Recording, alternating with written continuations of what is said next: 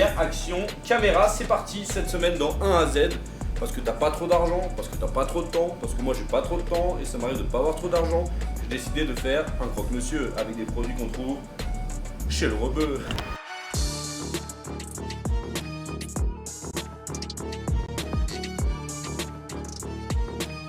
Bon là, on se la fait vite, c'est du 1 à Z, c'est même pas 4 minutes chrono.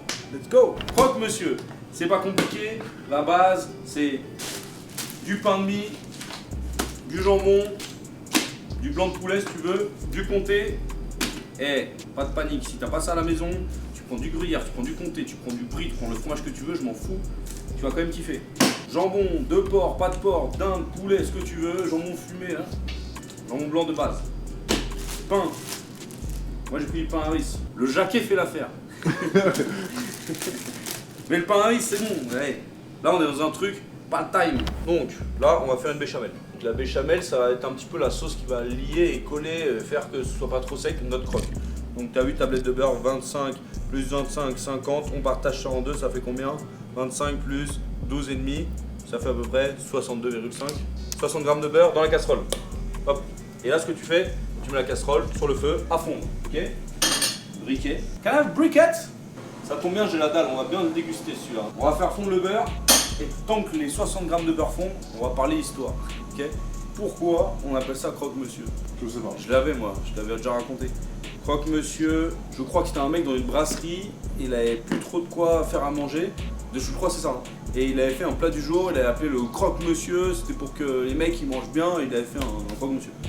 Donc l'histoire. L'apparition du croque-monsieur remonte en 1910 lorsque le patron d'un café, voilà, Michel Lunarca, aurait servi dans un sandwich du pain de mie au lieu de la baguette traditionnelle manquant en stock. Trop chaud. Voilà. Croque-mister, Fabrice Lucchini, brasserie à l'ancienne, bravo. Le beurre est fond, mais on ne fait pas colorer. Vous êtes là? Bienvenue dans ma cuisine. C'est horrible. Aujourd'hui pour cuisiner, j'ai mis un haut de chez Kiss. Qui date de 2021. On est en 2023 pour vous dire c'est très has-been. Carrelage, moi j'ai les mêmes, je vous ferai une photo de ma salle de bain, j'ai les mêmes carreaux. C'est trop stylé. T'es où Xa? Je sais que je suis dans la salle de bain comme ça. Donc là t'as vu, j'ai fait fondre mon beurre. Pas compliqué, 60 grammes de beurre pour 60 grammes de farine. Ok? On est sur un champ pour champ. Hop. Et là je mélange. Ok? T'as vu? Ouais. Ça fait une pâte. Mais ce qu'il faut, c'est faire chauffer tout ça pour que ça passe le nid d'abeille. J'ai ma pâte, et là quand je vais sur le feu, quand tu regardes bien là, ça va fondre. On va le faire cuire jusqu'à ce qu'on obtienne le nid d'abeille, donc ça va être plein de petits points apparents, c'est comme si c'était une ruche, tu sais, là où il y a le miel. Ouais. C'est pour ça qu'on appelle ça comme ça. Okay. Et en fait, ça permet juste à la farine de cuire et d'éclater son amidon pour que ce soit digeste. Alors, il y a le roux blanc et le roux brun. Donc, un roux blanc, c'est fait pour les sauces blanche, donc pas de coloration, donc béchamel, et un roux brun pour épaissir une sauce brune. Par exemple, tu veux épaissir ton jus, ton bourguignon, ou tu sais qu'il n'est pas assez épais, et bah tu fais un roux brun. Donc c'est-à-dire que tu montes, tu colores ton beurre noisette si tu veux avec la farine, ça va devenir un peu marron. Okay. Et là ça va t'avoir un roux brun qui va te permettre d'épaissir une sauce brune, et puis ça sera mieux au niveau des couleurs. Et un roux blanc, donc celui-là, c'est pour par exemple une béchamel ou la sauce d'une blanquette de veau. T'as capté? J'ai capté. Roux brun, roux blanc. Là, ça commence à faire le nid d'abeille, tu vois. Il y a une vraie différence de goût, quoi. C'est très léger. Hein. Là, on est vraiment sur la tradition de la cuisine française. Ce qui donne la force de cette cuisine aussi. Hein. Pas l'oublier, on est classé à l'UNESCO. Et ça, on ne nous l'enlèvera pas. Alors ça, c'est grâce à vous, les petits, aux jeunes qui reprennent et qui remettent en avant notre talent culinaire. Il faut écouter les anciens. Oui, les anciens ne disent pas que des conneries, au contraire, ils nous transmettent quelque chose et à nous de transmettre aux plus jeunes pour qu'on soit toujours classé à l'UNESCO, qu'on mette à l'honneur la gastronomie, messieurs, dames. Alors regarde bien, on a clairement le nid d'abeille qui se forme, tous les petits points. Parfait. Là, on est bon. Là, à ce moment-là, je mets une petite pincée de sel.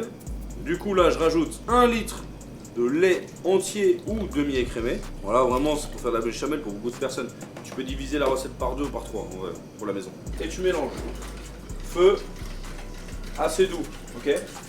Là tu mélanges et tu vas voir en faisant bouillir, ça va s'épaissir. Moi j'en ai fait pas mal parce que je vais en faire pour toute l'équipe et aussi bien vous montrer l'épaisseur du truc.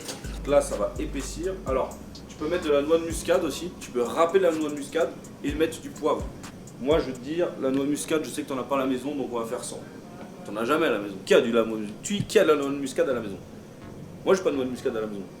Moi, peut-être à la limite, j'ai. Je sais pas, du curry quoi. Non, mais c'est vrai, t'en as toi?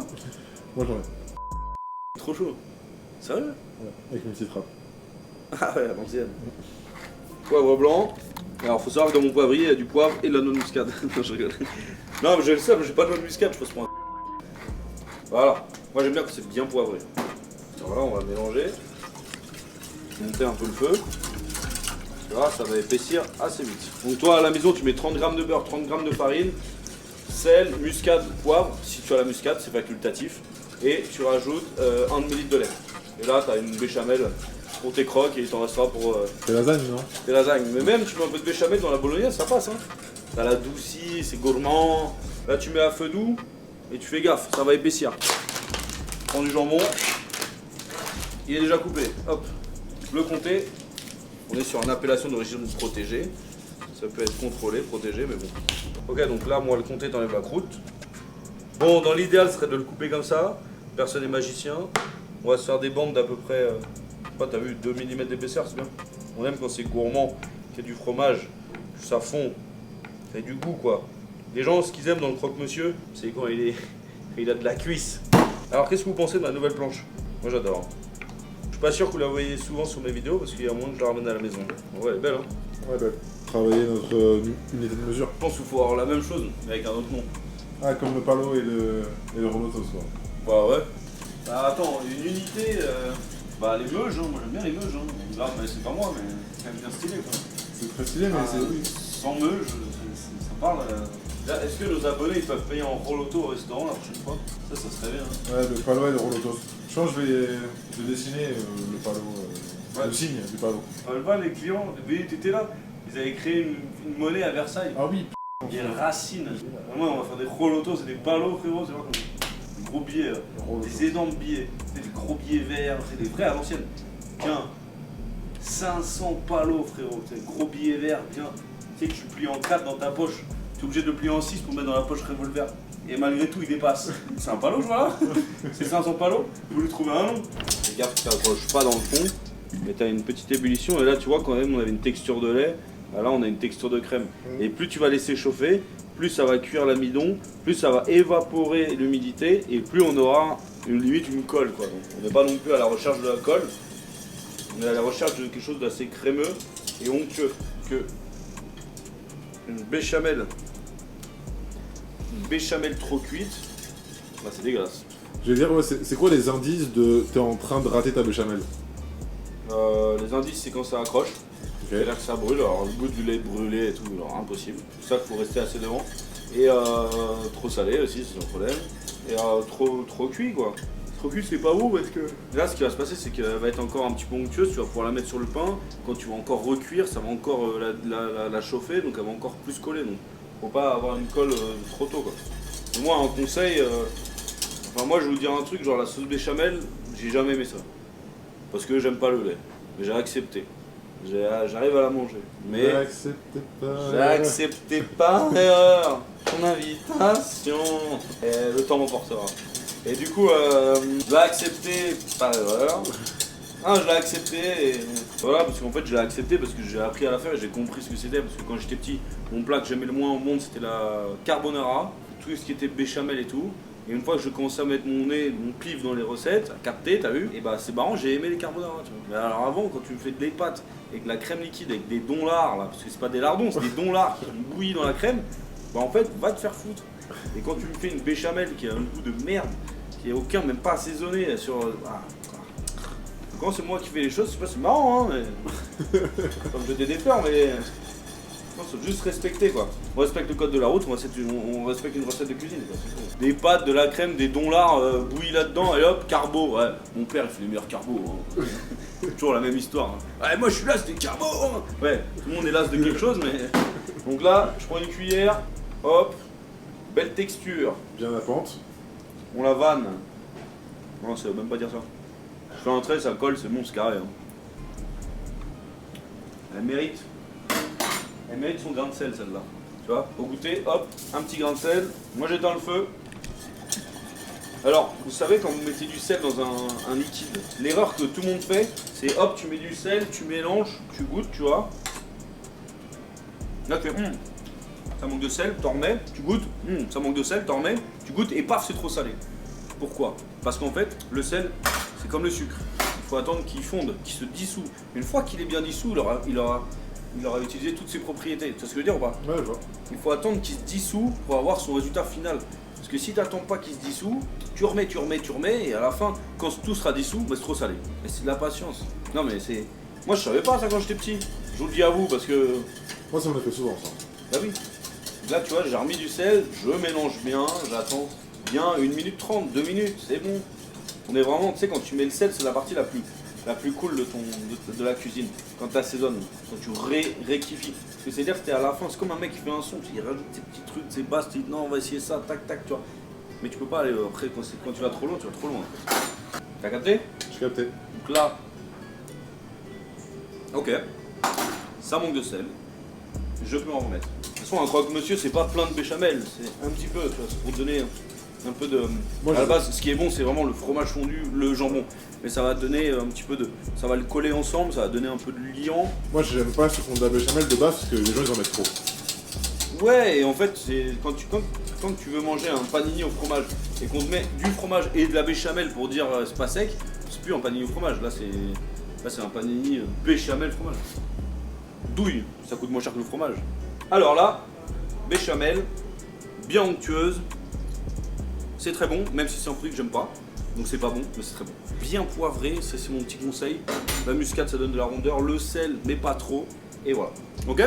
Là, on y va. Donc, tu prends pain Harris, 2 petites tranches. Et là, bah, c'est pas compliqué. On va mettre la béchamel. D'accord? Donc, hop. T'en mets pas beaucoup. Hein. Je suis à la cuillère. Je vais en mettre partout. Parce que, alors là, moi, il y a un truc qui me. Il y a un truc que je déteste dans les choses simples, c'est quand les gens ils vont pas au bout. Ils font ça. Voilà. Pourquoi? Ben, j'aime pas, c'est quand les gens ils font. Et après, quand tu manges ton croque, tout ça, il n'y a rien autour, tu sais. Grosse arnaque. Ça, c'est l'industriel.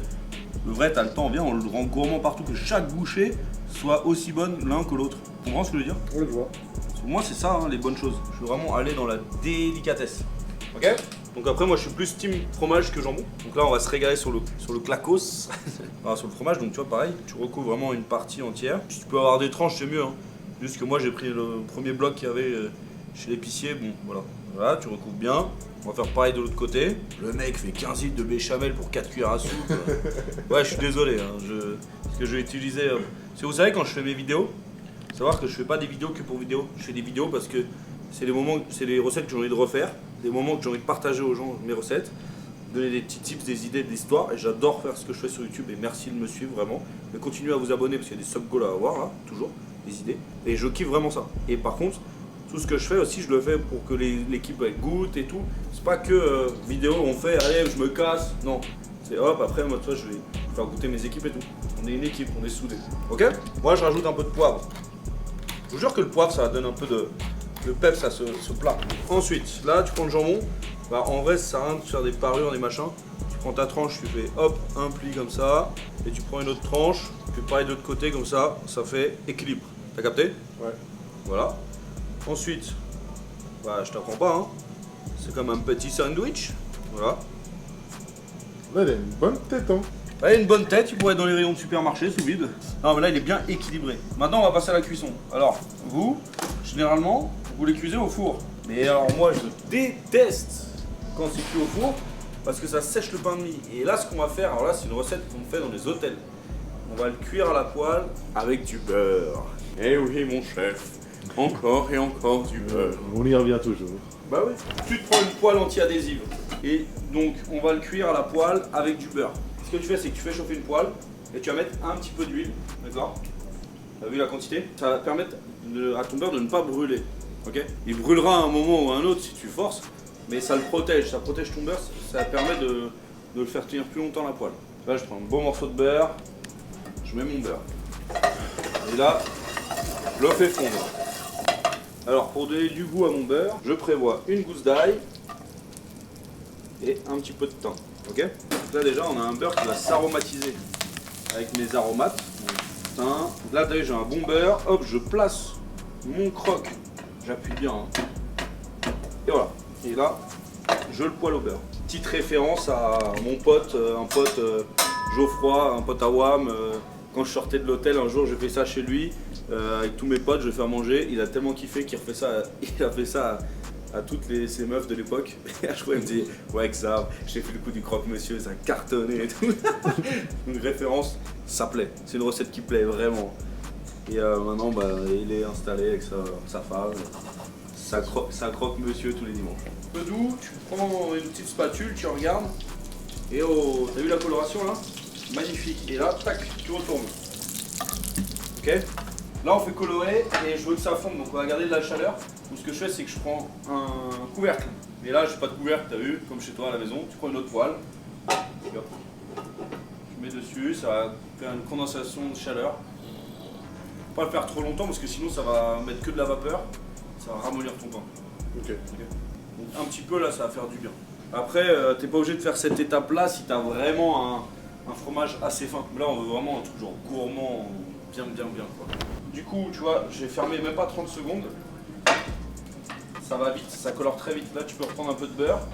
En fait, tu vois, tu peux un peu l'arroser, tu vois, le côté gourmand. Alors, j'ai pas dit que c'était un plat light, hein. Tu sais, la cuisine, c'est comme ça. Hein. Là, mon croque, il est coloré de chaque côté.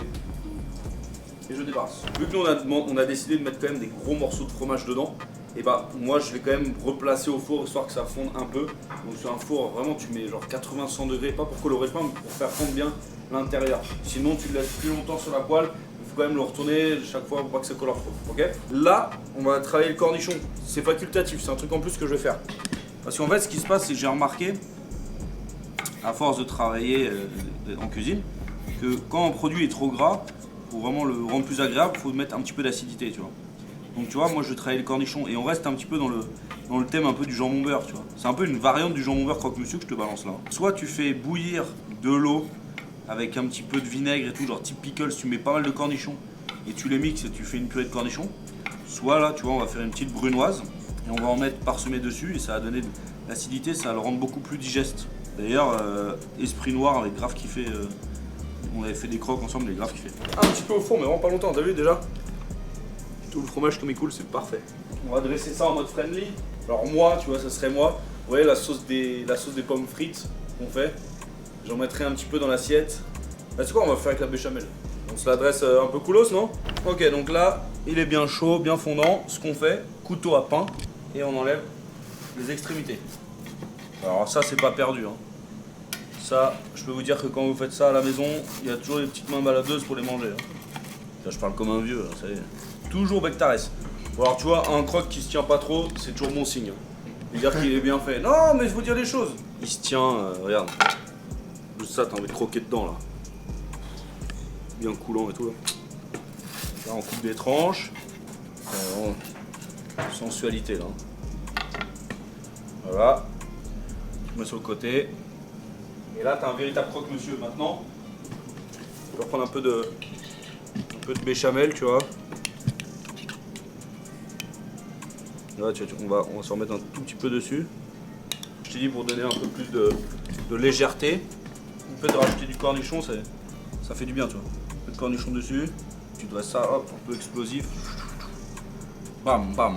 Bah, cool, rapide, facile, efficace à faire à la maison. Ah, après à l'apéro, tout le monde est comme ça. Oh, sympa, qu'est-ce que c'est et tout. Ah.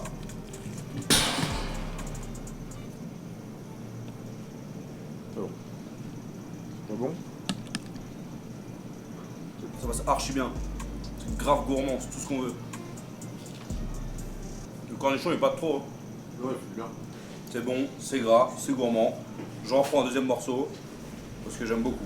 Et voilà, mon croque-monsieur à ma façon, facile à faire.